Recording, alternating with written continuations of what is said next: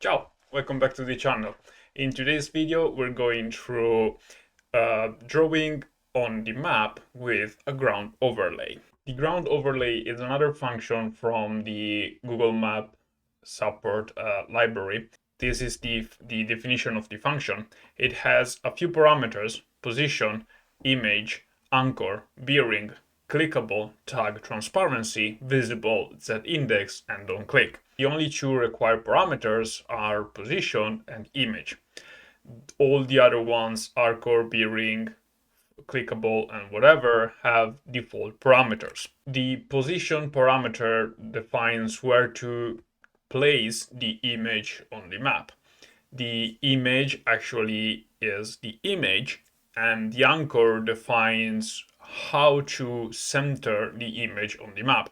By default, it's set by offset 0.5, 0.5, which basically tells the function to draw the image starting from the center of the image in the position that you defined. The bearing represents the rotation of the image on the map. Clickable and on-click are self-explanatory, as well as transparency and visible. The tag is the tag to let you recognize it, and the z-index defines where the image will be drawn on the maps, allowing you to basically place one ground overlay on top of the other or draw anything else like circle, square, polygons, and whatever in the order that you prefer. Let's see what the ground overlay position is. The ground overlay position is a class with a private constructor that can be created in two ways. The first one is to provide a lat long bounds to the create function, and the second one is to provide a location, a width, and a height. The lat long bounds accept two lat long positions, one being the southwest or the bottom left of your image, and the northeast or the top right of your image. And those three are used all together with the anchor that you provide to the ground overlay position in order to place the image in the correct way. Now let's see how you could actually use this function in order to implement your image.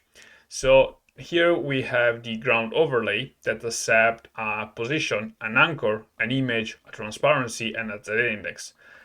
The z-index could be defined as 1, just to have the ground overlay be above the Google Map representation. The transparency, we could use at 0.5f in order to not completely obscure the maps below.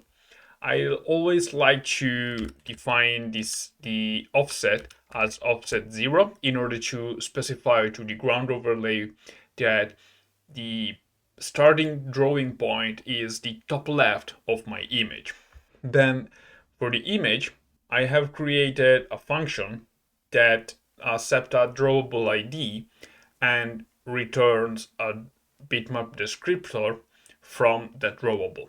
What this function does is simply get the drawable from the context, gather the width and height, create a bitmap with that width and height, create a canvas based on that bitmap, set the bounds of that canvas, and draw the drawable on the canvas. And then returns a bitmap descriptor from the bitmap. So let's go ahead and use it. What we need here is the local context, current, and the drawable. So our drawable overlay 2, for example, which is an image that draws something on the map. Now we need a position. So we need a ground overlay position create function. Here, as I said, we have two options, either providing a location with a width and a float or a bounds. This is the trickiest part of using a ground overlay. I've used this previously on my work, and the image usually comes with a known offset 0 position, and also you usually have the pixel per meters that is used in your image. So with those three information, you should be able to gather the offset 0 position, width and height, based on the width and height of the bitmap that you have. Then for this video though, I had to guess the top left position of my overlays and estimate their width and height on the map, which is tricky due to the rounding of the hair. A flat image width won't be the same when applied on a globe. And for this, you would need to take this into consideration when gathering the width and height. Luckily enough, the lat longe class of Google Maps has a spherical distance, which can give you a double that represents the spherical distance between two lat long positions.